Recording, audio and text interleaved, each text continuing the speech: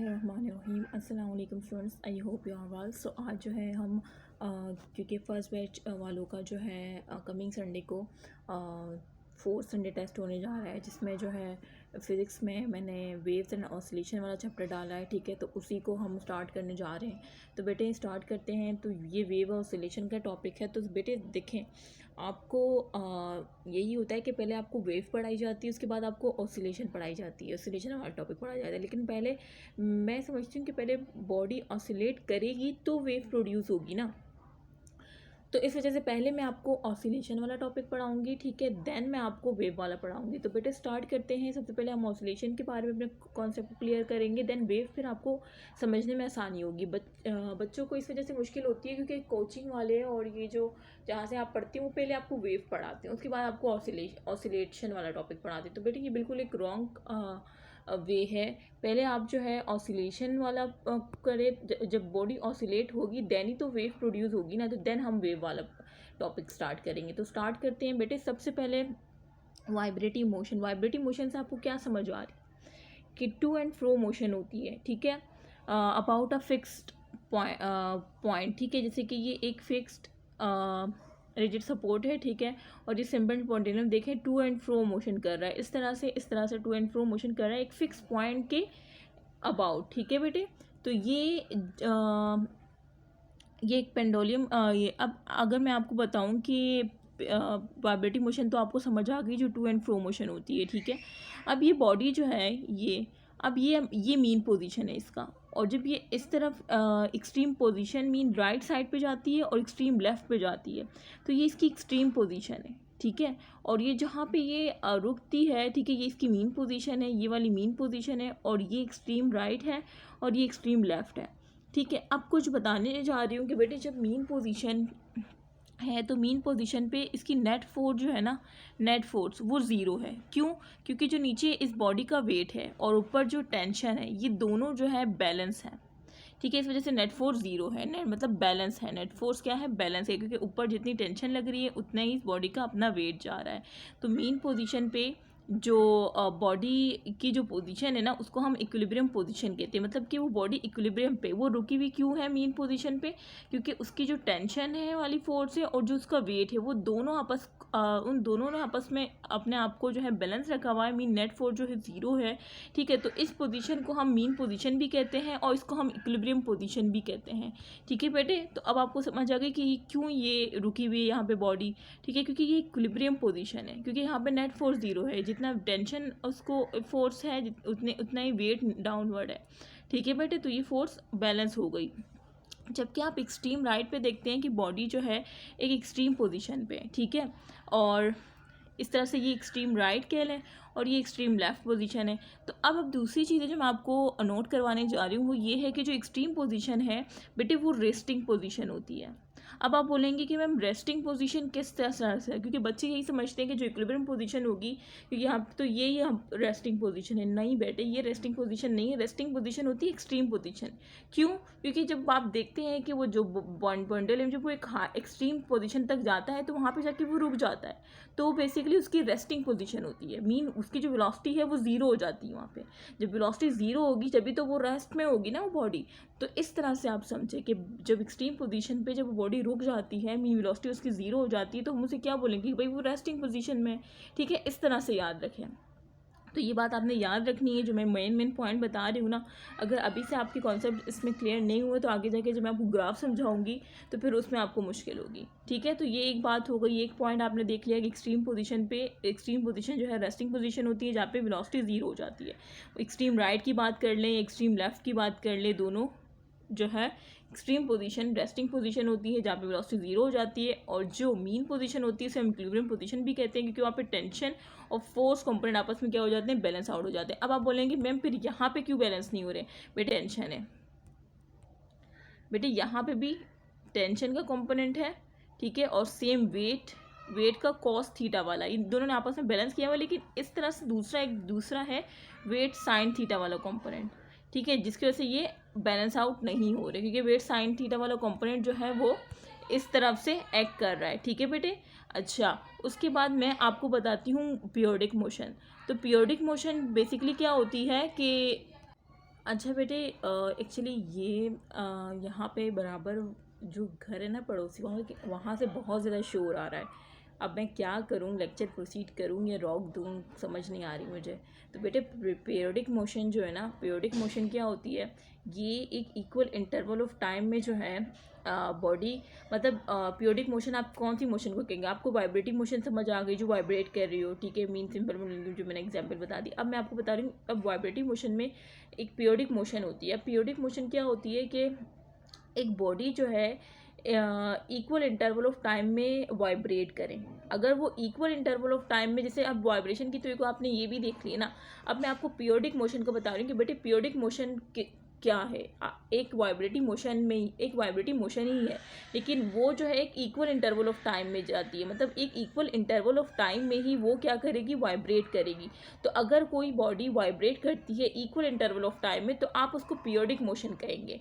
ठीक है बेटे, तो ये बात मैं आपको समझाने जा रही थी, क्योंकि ये MCQs डेफिनेशन आ जाती है कि एक बॉडी वाइब्रेट कर रही है in equal interval of time में, और आपको ऑप्शन ए वाइब्रेटिव मोशन दिया हो और पीरियोडिक मोशन दिया हो, तो आपने फ़ौरन जो है एक पॉइंट क्लिक कर लेना कि भाई इक्वल इंटरवल ऑफ टाइम में अगर वो वाइब्रेट कर रही है तो उसको हम पीरियोडिक मोशन कहेंगे, कि जो मोशन है वो पीरियोडिक मोशन है। ठीक है बेटे, तो ये बात मैं आपको बताना चाह रही थी। मैं आपको बिल्कुल बच्चों की तरह पढ़ा रही हूँ, तो बेटे जिस तरह से पढ़ा रही हूँ, अगर मैं आपको पीरियोडिक मोशन की एग्जांपल दूँ, जैसे ये एक सर्कल है, ठीक है, अब बॉडी पहले ए पोजीशन पे थी, वो इस तरह से मूव करके बी पे आ गई, ठीक है, फिर वो सी पे आ गई, ठीक है, फिर वो डी पर आ गई, और डिस्टेंस जो था उसके सेंटर से वो क्या था, आर ही था। ठीक है, वो हर पॉइंट पे क्या था, आर ही था।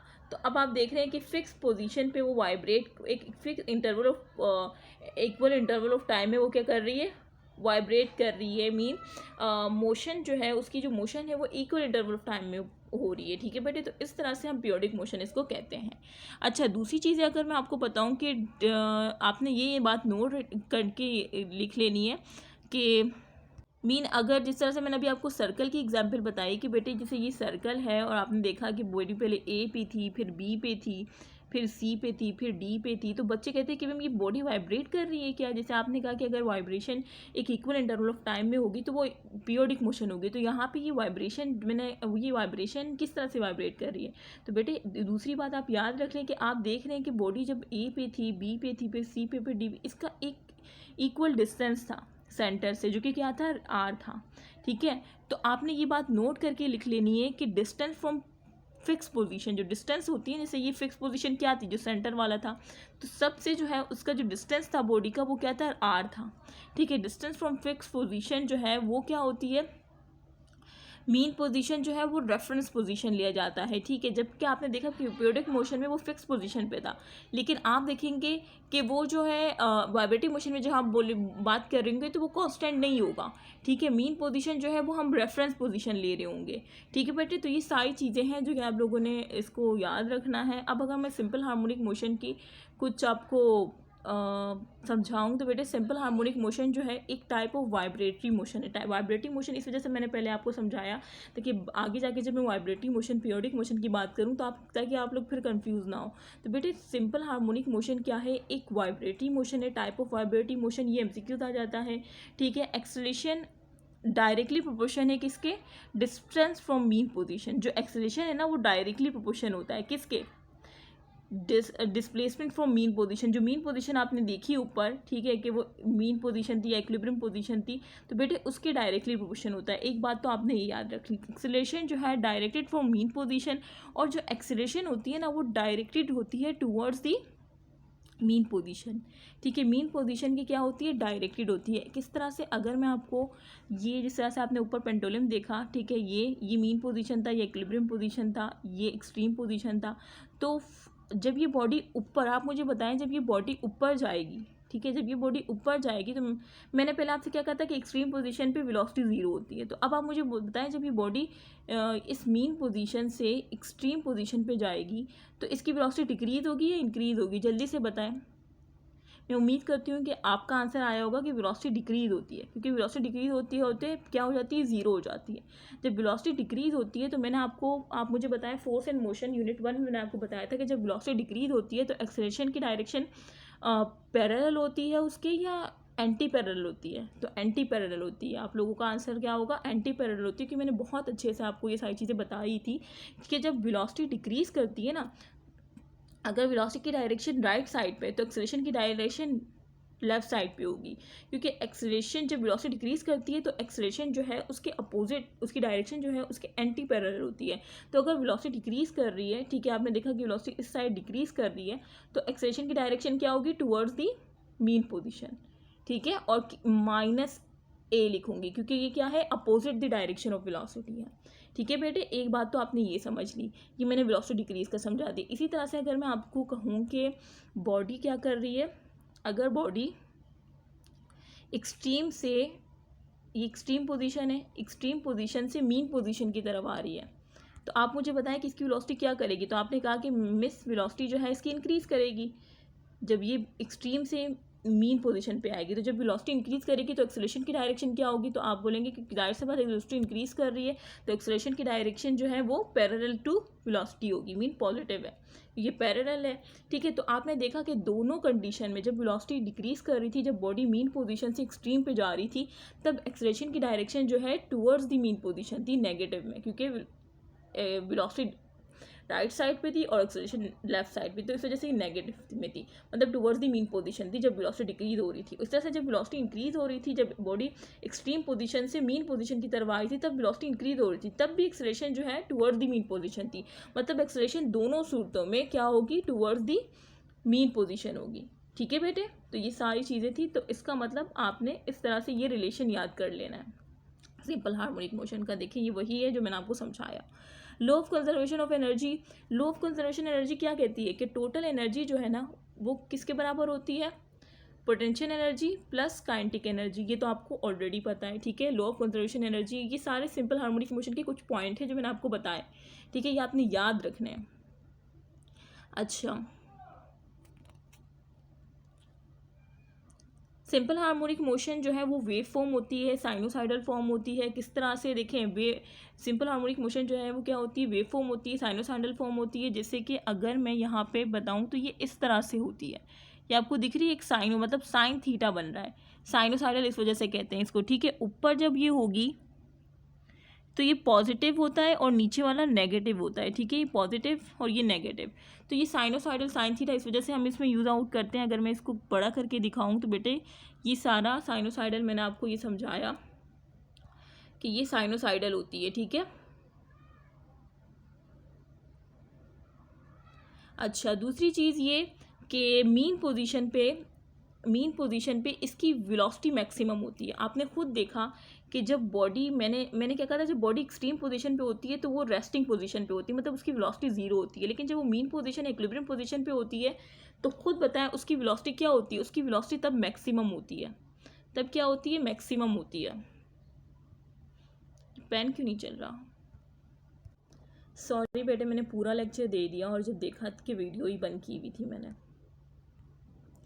तो मैं ये बता रही थी कि बेटे ये देखें, ये सिंपल पेंडुलम है, आप इसमें देखें ये आपकी मीन पोजीशन है, ठीक है। मीन पोजीशन पे मैंने क्या कहा कि वेलोसिटी मैक्सिमम होगी। आपने खुद देखा कि जब बॉडी एक्सट्रीम से मीन की तरफ आती है तो वेलोसिटी इंक्रीज होती है, तो इसका मतलब मीन पे वेलोसिटी मैक्सिमम होती है, ठीक है, और एक्सेलरेशन मिनिमम होती है, ठीक है। और आपने देखा कि एक्सेलरेशन का जो रिलेशन है वो डिस्प्लेसमेंट से डायरेक्ट होता है।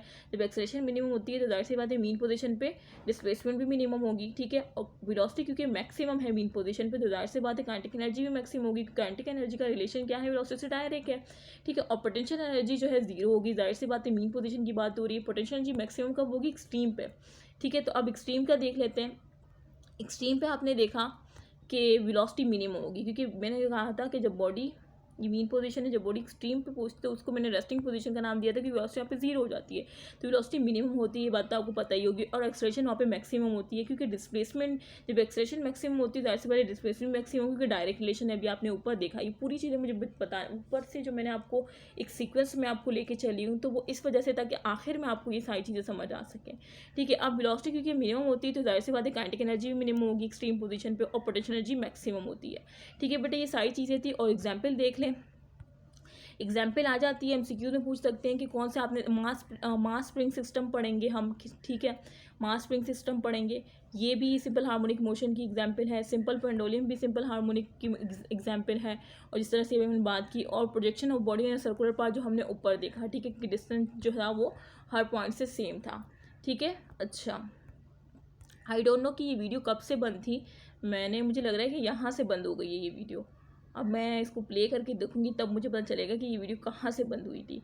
अच्छा, ये कुछ ग्राफ है, इसको डिस्कस कर लेते हैं।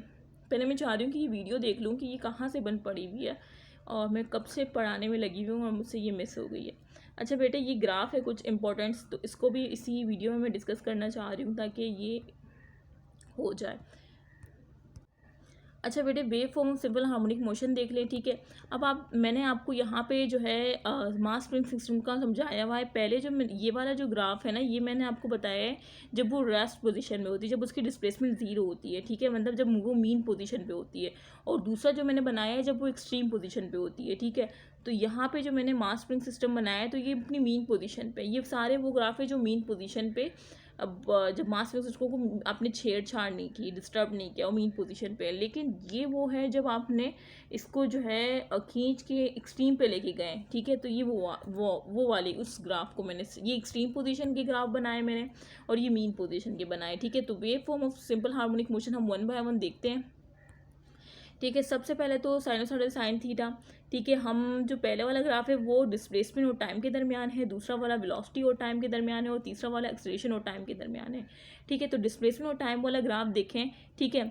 अब मैंने आपको क्या बताया था कि ऊपर के एक्सेलरेशन का जो रिलेशन है वो डिस्प्लेसमेंट से डायरेक्ट है, ठीक है। तो आप देखेंगे डायरेक्ट है, और मैंने बताया था नेगेटिव कि एक्सेलरेशन हमेशा टूवर्ड्स द मीन पोजीशन होती है, ठीक है। अच्छा, अब सबसे पहले वाला ग्राफ देखें कि जब ये मीन पोजीशन है और ये एक्सट्रीम पोजीशन है, ठीक है। अब आपको पता है कि जब बॉडी जो है डिस्प्लेसमेंट का अगर हम स्टार्ट करें, तो जब बॉडी मैक्सिमम पोजीशन से होती है, ठीक है।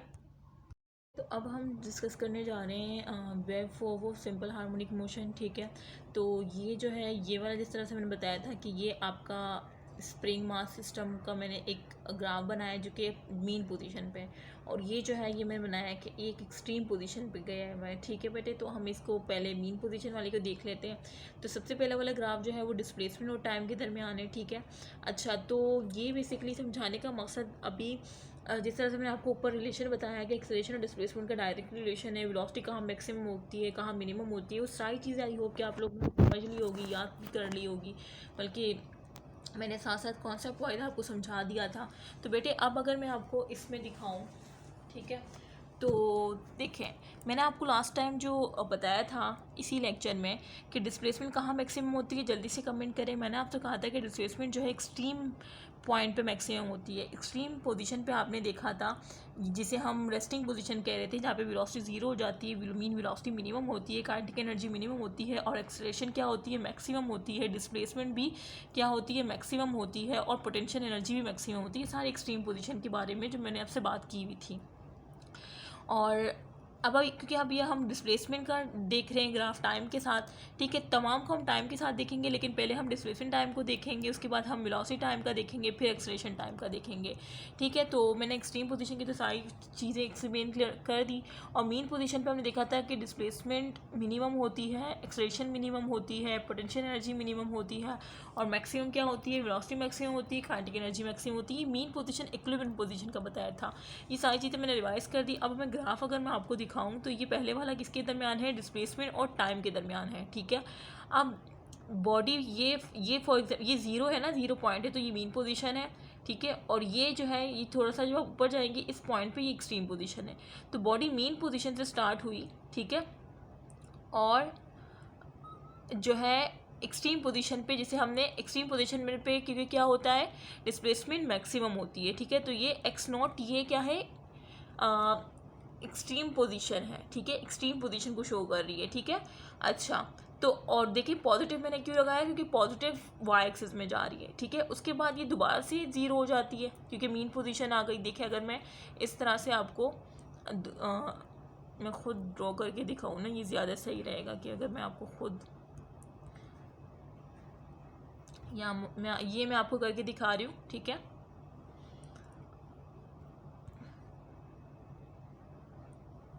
ठीक है, ये साइनोसाइडल आपको नज़र आ रही है। अब मैं बेसिकली जो इसमें दिखाना चाह रही हूँ कि बेटे ये ज़ीरो है, ठीक है, और ये एक्सट्रीम है, ये एक्सट्रीम है, ये ज़ीरो है, मतलब ये मीन है, ठीक है। अब बॉडी जब मीन पोजीशन पे होगी तो आप मुझे बताएं कि डिस्प्लेसमेंट क्या होगी। ये मीन पोजीशन है, ये क्या है, ये मीन पोजीशन है। तो मैंने आपसे कहा कि बेटे जब बॉडी मीन पोजीशन पे होती है तो क्योंकि डिस्प्लेसमेंट का ग्राफ मैं कौन सा ग्राफ आपसे डिस्कस कर रही हूँ, डिस्प्लेसमेंट टाइम का। तो बेटे जब मीन पोजीशन पे होती है तो डिस्प्लेसमेंट क्या होता है, आपने कहा ज़ीरो होता है, तो मैंने इस वजह से ये देखें ज़ीरो है। उसके बाद जब ये एक्सट्रीम पे जाता है, ठीक है, ये एक्स नोट है, तो एक्स नोट मीन ये क्या है, एक्सट्रीम पे चला गया है, ठीक है।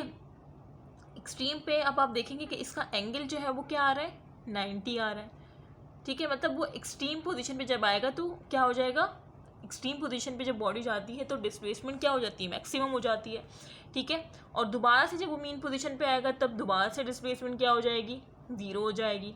फिर दोबारा से जब वो एक्सट्रीम पे जाएगा, अब वो नेगेटिव वाई एक्सिस में जा रहा है, तो फिर मैक्सिमम तो होगा लेकिन नेगेटिव वाई एक्सिस में, फिर दोबारा से वो मिनिमम हो जाएगा क्योंकि मीन पोजीशन पे चला गया, ठीक है। तो बेटे इस तरह से आप देख रहे हैं कि इसमें अब आप देखें कि कौन सा, इसमें साइन थीटा लगेगा या कॉस थीटा लगेगा। खुद देखें, जब ज़ीरो हॉरिजॉन्टल के साथ था, मीन जब एंगल ज़ीरो था तब डिस्प्लेसमेंट ज़ीरो हो गई, लेकिन जब एंगल 90 हुआ तब डिस्प्लेसमेंट मैक्सिमम हो गई।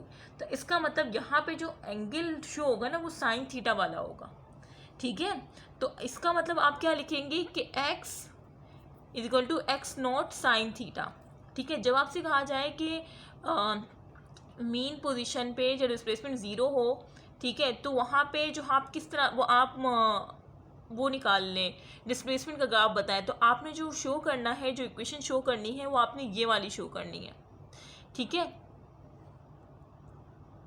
अच्छा, और ये सारे आपको टाइम दिए हुए कि टाइम हाफ, ये 0, 90, 180, फिर 270, फिर 360, ये सारी चीज़ें तो आपको पता ही है। अच्छा, उसके बाद सेम अगर हम वेलोसिटी का देखें, ठीक है, तो वेलोसिटी में क्या होगा, वेलोसिटी का अगर मैं आपको इधर अलग से करके दिखाऊं तो बेटे वेलोसिटी आपने देखी कि मीन पोजीशन पे वेलोसिटी मैक्सिमम होती है। आपने यही देखा ना कि मीन पोजीशन पे वेलोसिटी क्या होती है, मैक्सिमम होती है, और एक्सट्रीम पे क्या हो जाती है, मिनिमम हो जाती है, ठीक है। तो ये बात है तो आप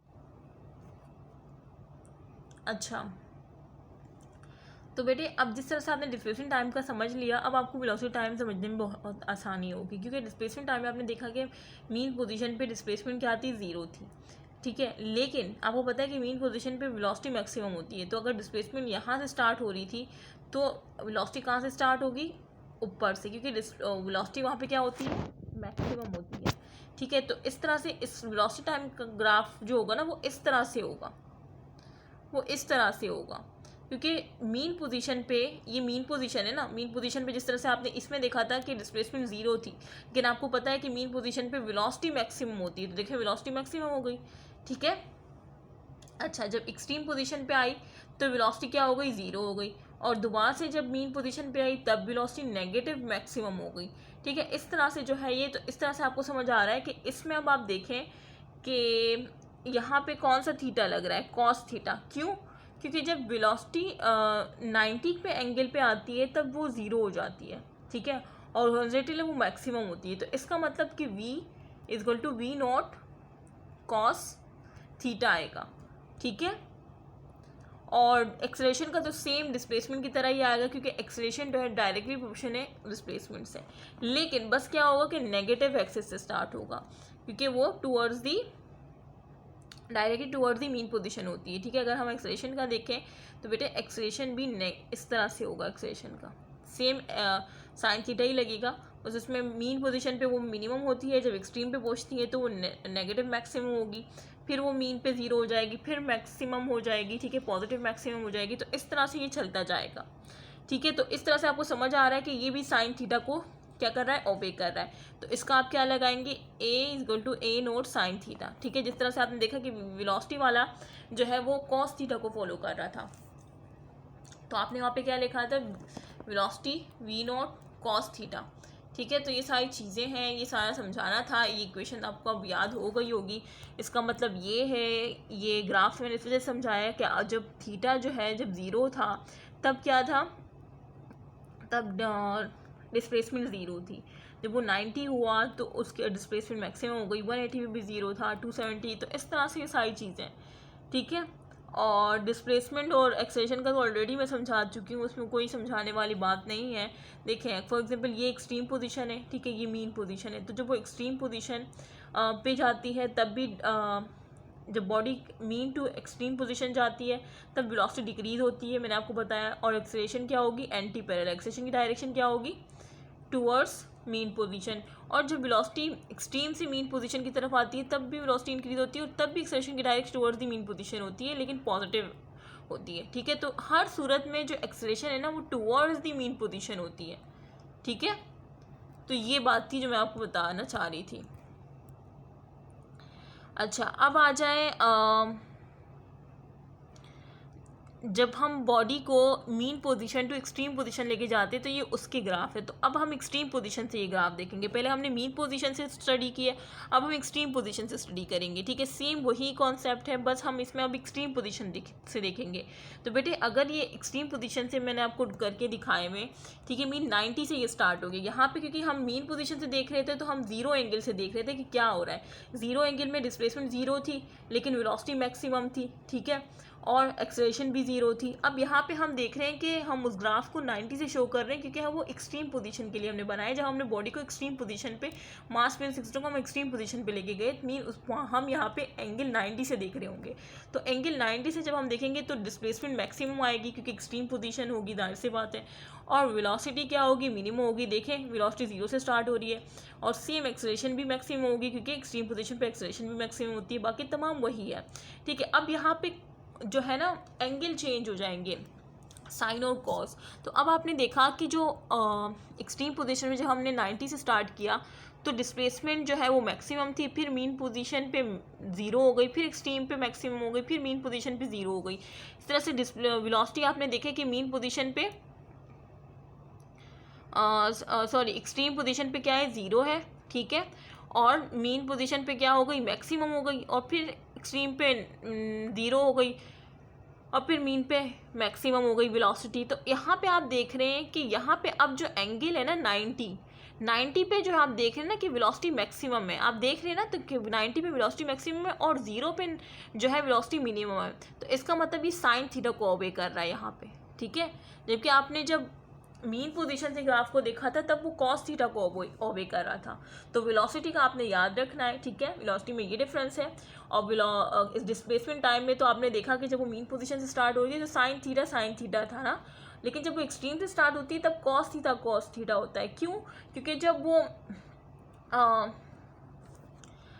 वो ज़ीरो पे होती है तब वो क्या होती है, मैक्सिमम होती है, ठीक है। और जब वो 90 पे जाती है तब वो क्या हो जाती है, ज़ीरो हो जाती है, ठीक है। तो बेटे तो ये सारा कॉस थीटा साइन थीटा का चक्कर था क्योंकि मैंने आपको समझा दिया। आई होप कि आपको समझ आ गया हो। देखिए मास स्प्रिंग, अब आप बोलेंगे मास स्प्रिंग सिस्टम किस तरह से वेव बनाती है। बेटे ये स्प्रिंग है, ठीक है, ये मास है इससे लटका हुआ। अगर आप इसको खींच के लेके जाएंगे ना, और एक वो है, एक पेज टाइप है, ठीक है, जो कि इसके साथ हरकत कर रहा है, जो कि वेव बना रहा है, ठीक है। तो अब जब ये हरकत करती हुई चीज़ है तो ये इसमें इस तरह से वेव बनाएगा, जो कि मैंने यहाँ पे एक मीन पोजीशन का आपको पहले शो किया। जब मैंने इसको खींच के आगे लेके गई तो एक्सट्रीम पोजीशन का मैंने आपको शो किया, ठीक है। आई होप कि आपको डिफरेंस समझ आ गया। एक दफ़ा मैं फिर से रिवाइज़ कर देती हूँ। बेटे जब बॉडी मीन पोजीशन पे थी, मतलब एंगल जब ज़ीरो था तो आपने देखा कि सब जो है वो ज़ीरो से स्टार्ट हो रहे थे। और जब ज़ीरो से स्टार्ट होते तो डिस्प्लेसमेंट मीन पोजीशन पे ज़ीरो होती है लेकिन एक्सट्रीम पे मैक्सिमम हो जाती है। अब आप खुद देखें यहाँ से जो एंगल है वो 90 है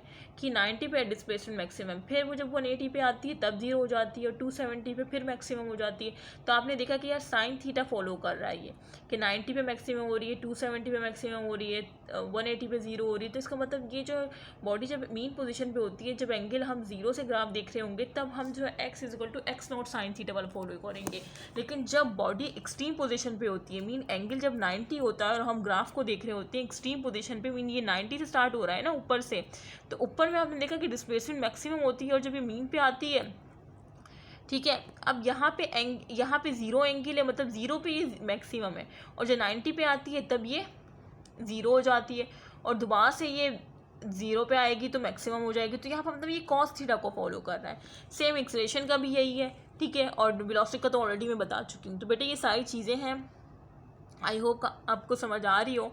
उसके बाद हम फेज़ डिफरेंस बात कर लेते हैं। तो बेटे फेज़ डिफरेंस अगर हम डिस्प्लेसमेंट, वेलोसिटी और एक्सेलरेशन का देखें तो आप देख रहे हैं ये वेलोसिटी है, ठीक है।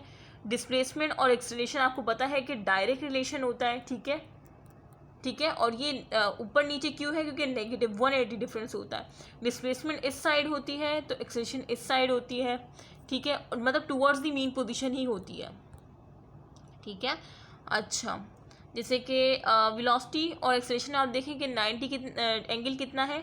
फेज डिफरेंस देख रहे हैं पहले हम बिटवीन डिस्प्लेसमेंट एंड वेलोसिटी, ठीक है। तो उसमें आपने देखा कि 90 है, 90 को आप π1/2 भी लिख सकते हैं, ठीक है। इसी तरह से आपने जो है वेलोसिटी और एक्सेलरेशन में भी देखा कि π1/2 90 है, लेकिन डिस्प्लेसमेंट और एक्सेलरेशन में आपने देखा कि 180 है, जिसे हम पाई से शो करते हैं, ठीक है।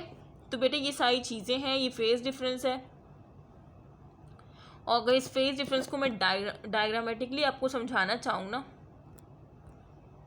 तो वो इस तरह से कि जैसे कि आपने ऊपर देखा कि ये डिस्प्लेसमेंट, ये ग्राफ है, ठीक है।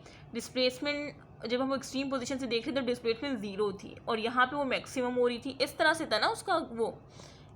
2 मिनट रुके, ये बहुत गलत बन रही है मुझसे तो, ठीक है, ये मैंने बना दी।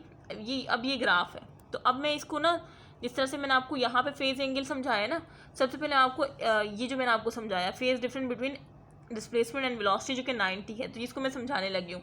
तो बेटे जब आपने देखा कि मीन पोजीशन पे जब हम मीन पोजीशन से स्टार्ट कर रहे थे तो डिस्प्लेसमेंट क्या थी, ज़ीरो थी, लेकिन जब वो मैक्सिमम पे गई, एक्सट्रीम पोजीशन पे गई, तो वहाँ पे डिस्प्लेसमेंट क्या हो गई, मैक्सिमम हो गई, ठीक है। और दोबारा से वो मीन पोजीशन पे आई तो ज़ीरो हो गई, फिर वो इस तरह से जो है एक्सट्रीम नेगेटिव हो गई, फिर ज़ीरो हो गई, ठीक है। क्या आपने देखा ये वाला ग्राफ, ये तो आपने देखा था ना। अच्छा, अब ये तो आपने देख लिया, अब मैं इसी में आपको वेलोसिटी वाला दिखाना चाह रही हूँ। वेलोसिटी आपने देखा था कि मीन पोजीशन पे क्या थी, मैक्सिमम थी, तो वो ऊपर से स्टार्ट हो रही थी, ठीक है, मैक्सिमम थी, और एक्सट्रीम पे क्या हो गई, ज़ीरो हो गई, ठीक है। फिर मीन पोजीशन पे क्या हो गई, वो मैक्सिमम हो गई, फिर ज़ीरो हो गई। तो आप खुद देखें कि इसमें एंगल देखें, एंगल इस डिस्प्लेसमेंट और इस वेलोसिटी में कितना बन रहा है, 90 का बन रहा है। तो इस वजह से कह रहे हैं कि फेज एंगल जो है डिस्प्लेसमेंट और वेलोसिटी में क्या होता है, 90 होता है, ठीक है। सेम अगर मैं आपको सेम ये वेलोसिटी एक्सेलरेशन में भी इस तरह से होता है, ठीक है। अगर मैं आपको डिस्प्लेसमेंट और वेलोसिटी का, ये तो मैंने आपको समझा दिया है, ठीक है। अगर मैं आपको डिस्प्लेसमेंट और वेलोसिटी का समझाऊँ ना, तो उसमें क्या होता है कि जैसे कि डिस्प्लेसमेंट का इस तरह से था ना, ये डिस्प्लेसमेंट का मैंने ग्रीन से किया, और एक्सेलरेशन का मैं येलो से कर रही हूँ, जो कि किस तरह से था, इस तरह से था, ये एक्सेलरेशन का है, ठीक है। और ये पहले वाला क्या था, ये डिस्प्लेसमेंट का था। तो इसमें आप देखें कि इसमें 180 फेज डिफरेंस किस तरह से बन रहा है। आप देखें कि ये 90 और ये 90, तो 90 क्या हो गया, ये 180। तो इसमें जो फेज डिफरेंस है वो 180 का है, ठीक है। और ये इसमें समझाने की ज़रूरत बिल्कुल भी नहीं है, क्योंकि ऑलरेडी मैंने आपको बहुत डिटेल में समझाया था कि बेटे जब मीन पोजीशन से अगर हम देखेंगे तो यहाँ पे क्या है, डिस्प्लेसमेंट भी ज़ीरो है और एक्सेलरेशन भी ज़ीरो है, लेकिन जब ये एक्सट्रीम पे जाती है तो डिस्प्लेसमेंट मैक्सिमम हो जाती है, एक्सेलरेशन मैक्सिमम हो जाती है, नेगेटिव मैक्सिमम, ठीक है। तो इस तरह से ये चलता रहता है। तो बेटे ये सारे फेज डिफरेंस भी आ जाते हैं, ये मैंने बहुत अच्छे से समझाया। तो ये सारा वेव का था, इंशाल्लाह इसको हम नेक्स्ट प्रोसीड करेंगे। और आप कमिंग संडे में टेस्ट है, तो बेटे ये इसको प्रिपेयर कर लीजिएगा। ये थोड़ा सा जो है ये चैप्टर बहुत कंफ्यूजिंग है, लेकिन आपने साथ साथ लेके चलना है, टॉपिक वाइज पढ़ना है, ठीक है। देखें कुछ चैप्टर्स होते हैं बहुत ज़्यादा कंफ्यूजिंग होते हैं, जैसे वेव्स वाला हो गया, ऑसिलेशन वाला हो गया। तो बेटे इसको आप जिस तरह से मैं समझा रही हूँ उस तरह से समझ के पढ़ेंगे तो समझ जाएंगे, ठीक है बेटे। आई होप कि आपको समझ आ गया हो। ओके, अल्लाह हाफिज़। सो अब जिस तरह से मैंने आपको सारा समझाया कि बेटे किस तरह से मैंने आपको जो है 1 बाय 1 लेके समझाया, तो अब मैं आप थोड़ा सा उसको क्वाड्रेंट के थ्रू डिफाइन करने जा रही हूँ। तो बेटे ये जो है ये क्वाड्रेंट तो आपने पढ़े होंगे ना, first quadrant, second, third, 4th, ठीक है। तो ये पॉजिटिव ए है, यहाँ पे नेगेटिव है, यहाँ पे पॉजिटिव डिस्प्लेसमेंट है, यहाँ पे नेगेटिव डिस्प्लेसमेंट है, ठीक है। तो अब मुझे ये बताएं कि अगर मैं आपसे पूछूं कि एक्सेलेरेशन और डिस्प्लेसमेंट जो है वो कौन सी क्वाड्रेंट में आएंगे, तो बेटे एक्सेलेरेशन और डिस्प्लेसमेंट आप मुझे बताएं कि कौन से क्वाड्रेंट में आएंगे। तो वो आएंगे, जल्दी से मुझे कमेंट करके बताएं। तो आई होप कि आपने कमेंट कर लिया होगा कि वो 2nd and 4th क्वाड्रेंट में आएंगे, ठीक है। 2nd and 4th क्वाड्रेंट में आएंगे वो किस तरह से, क्योंकि जिस तरह से लास्ट टाइम मैंने आपको बताया था कि बेटे ये आपका डिस्प्लेसमेंट है, ठीक है। जब आपका एक्सट्रीम से मीन से जब एक्सट्रीम में जा रहे होते हैं तो डिस्प्लेसमेंट मैक्सिमम हो जाती है, ठीक है, एक्सट्रीम पोजीशन पे। लेकिन एक्सेलेरेशन की डायरेक्शन जो है टुवर्ड्स दी मीन पोजीशन होती है, ठीक है। सेम अगर मैं दूसरे एंगल से बताऊं कि जब बॉडी जो है वो क्या होती है, नेगेटिव एक्सिस में अगर हम देखें तो वहाँ पे जो है acceleration towards the mean position होती है, लेकिन पॉजिटिव होती है, ठीक है। तो बेटे ये आपने दोनों केसेस में देखा कि नेगेटिव पॉजिटिव, ये पॉजिटिव डिस्प्लेसमेंट है तो नेगेटिव डायरेक्शन में एक्सेलेरेशन है, तब नेगेटिव ए है पॉजिटिव एक्सेलेरेशन तो नेगेटिव डिस्प्लेसमेंट। तो मतलब इस वजह से आपने कहा कि 2nd और 4th क्वाड्रेंट में होगा।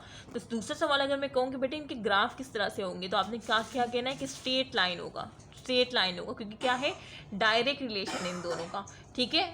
तो ये चीज़ थी जो मैंने आपको बताई है। देखिए 2nd क्वाड्रेंट में क्या होगी, पॉजिटिव एक्सेलेरेशन होगी और नेगेटिव डिस्प्लेसमेंट होगी, और 4th क्वाड्रेंट में पॉजिटिव डिस्प्लेसमेंट होगी, नेगेटिव एक्सेलेरेशन होगी, ठीक है। अच्छा, तो ये MCQs पॉइंट है कि कौन से क्वाड्रेंट में आएंगे, 2nd and 4th क्वाड्रेंट में आएंगे और स्ट्रेट लाइन इनका ग्राफ होगा। और ये बेटे वही चीज़ है जो मैंने आपको समझाई कि बेटे डायरेक्ट रिलेशन है, ठीक है। दोनों सूरतों में आपने देखा कि towards the mean position he acceleration की डायरेक्शन है, ठीक है। अच्छा, सेम अगर मैं आपसे कहूँ कि वेलोसिटी और डिस्प्लेसमेंट का बताएं, आपने यहाँ पे डिस्प्लेसमेंट और एक्सेलेरेशन का बताया। अब अगर मैं आपसे कहूँ वेलोसिटी डिस्प्लेसमेंट का बताएं, तो सेम अपने क्वाड्रेंट के थ्रू जो है क्या कर लेना है। अब अगर आपको मैं बोलूँ कि अच्छा बेटे, तो अगर मैं डिस्प्लेसमेंट और वेलोसिटी का बताऊँ, तो आपने देखा कि डिस्प्लेसमेंट और वेलोसिटी में जो फेज डिफरेंस था वो क्या था, 90 था, ठीक है। और आपने जिस तरह से मैंने अभी आपको समझाया, तो यहाँ पे आपने खुद देखा कि 180 जो है फेज डिफरेंस है, जिस तरह से लास्ट वाली वीडियो में मैंने बताया था।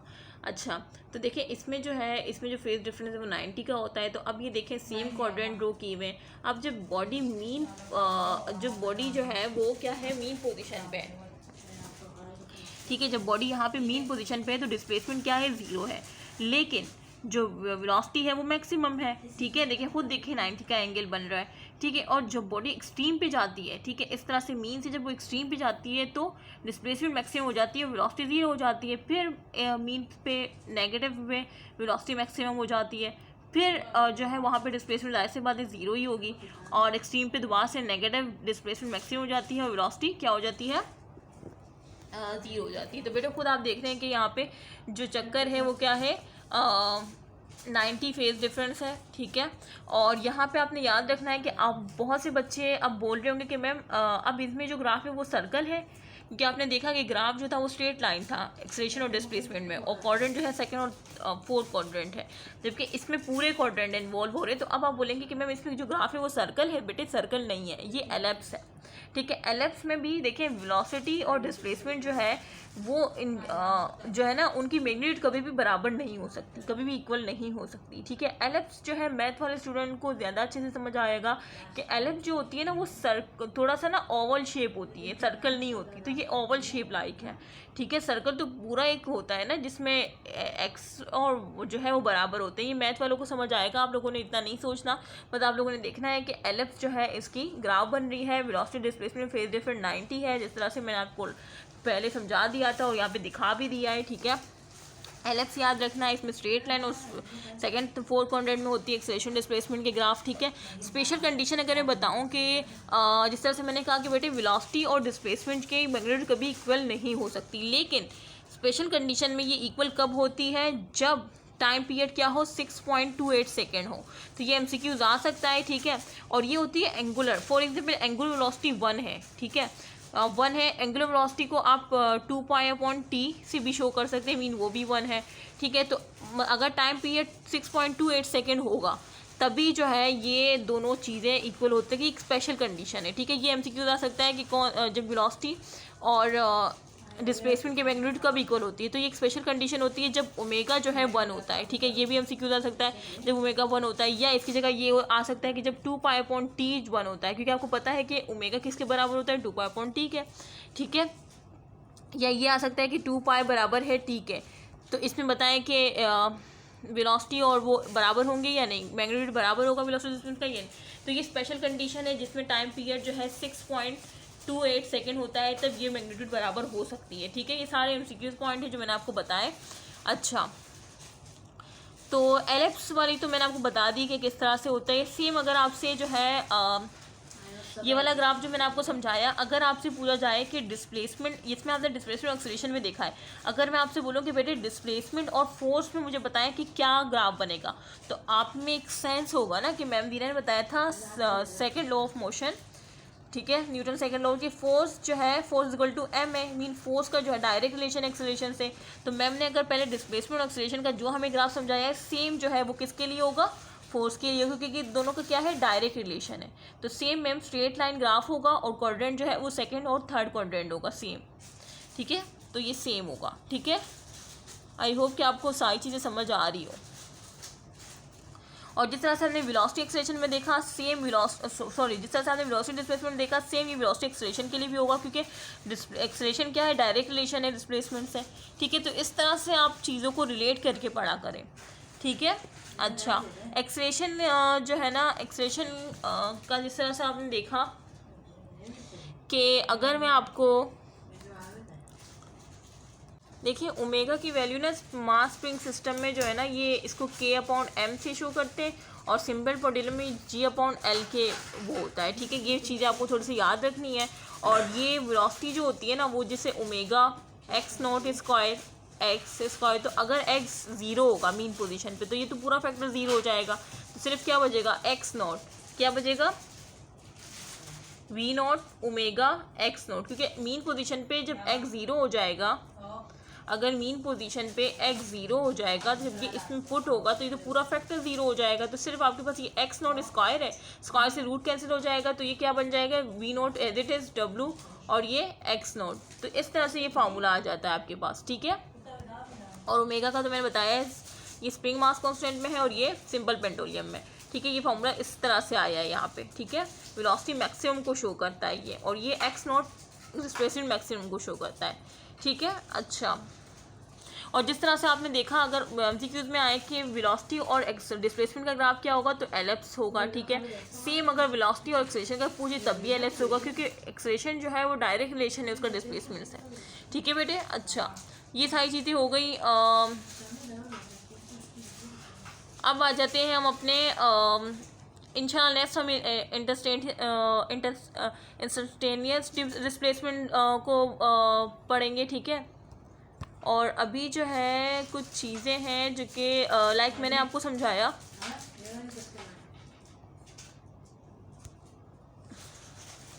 देखिए जब बॉडी, अगर मैं आपको यहाँ पे, ये x है डिस्प्लेसमेंट, ये वेलोसिटी है, ठीक है, ये मीन पोजीशन है।